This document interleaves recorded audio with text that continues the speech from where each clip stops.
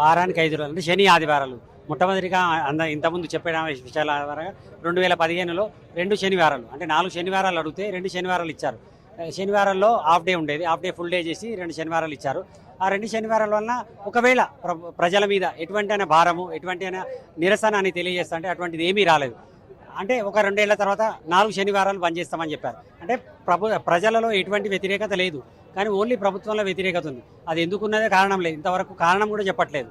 So మా న్యాయపరమైన demand ఏదైతే ఉంటుందో, చాలామంది దూరం ఉంటారు కాబట్టి శుక్రవారం వాళ్ళ ఇంటికి వెళ్ళి వాళ్ళు వెళ్ళడానికే 9-10 అవుతుంది. వాళ్ళ ఇంటికి వెళ్ళి వాళ్ళ ఫ్యామిలీతో ఒక 2 రోజులు గడిపి మళ్ళీ తిరిగి ఉత్తేజంగా సోమవారం నుంచి పనిచేస్తే ఇంకా బాగా చేయగలుగుతారు. వాట్సాప్ బ్యాంకింగ్ చాలా ఛానల్స్ ఉన్నాయి. ఇవాళ యోనో ద్వారా, నెట్ బ్యాంకింగ్ ద్వారా ఎవరు రావట్లేదు. యూపీఐ ద్వారా మనకి ఇంతకుముందు కామ్రేడ్ చెప్పినట్టు యూపీఐ ద్వారానే పేమెంట్ జరుగుతున్నాయి. బ్రాంచ్లో చాలా తక్కువ, ప్రైవేట్ బ్యాంకులో చాలా తక్కువ వస్తారు, ప్రభుత్వ రంగ సంస్థల్లో వస్తున్నారు.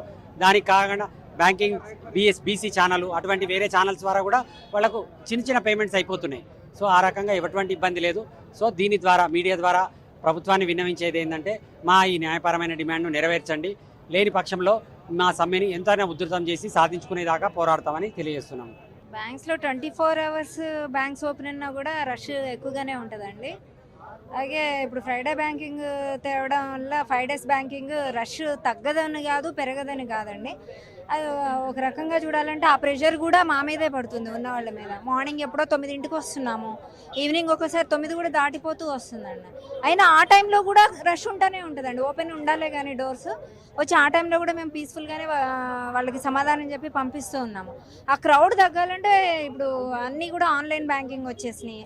అయినా కూడా ఆ కంప్లైంట్స్ ఎక్కువయ్యి ఇంకా ఎక్కువ అవుతున్నాయి కంప్లైంట్స్. అంతేగాని స్టాఫ్ మాత్రం తగ్గుతున్నారు, స్టాఫ్ని ఇవ్వట్లేదు, ఉన్న వాళ్ళ మీదే ప్రెషర్ పడుతుంది. వర్కింగ్ అవర్స్ పెరుగుతున్నాయి ఆటోమేటిక్గా, అది ఎవరు చూడట్లేదు. మళ్ళీ 5 డేస్ వర్కింగ్ వచ్చింది అనుకోండి, ఆ 2 డేస్ అన్నా కనీసం మేము ఫ్యామిలీతో స్పెండ్ చేసి నెక్స్ట్ డే ఇంకా మిగతా 5 డేస్లో కూడా 9 to 9 ఇప్పుడు చేస్తూనే ఉన్నాము. ఆ వర్కింగ్ అవర్స్ అయితే మాకేమో తగ్గట్లేదు. ఆ ప్రెషర్ తగ్గించుకోవాలని ఈ 5 డే బ్యాంకింగ్ రావాలని కోరుకుంటున్నాం.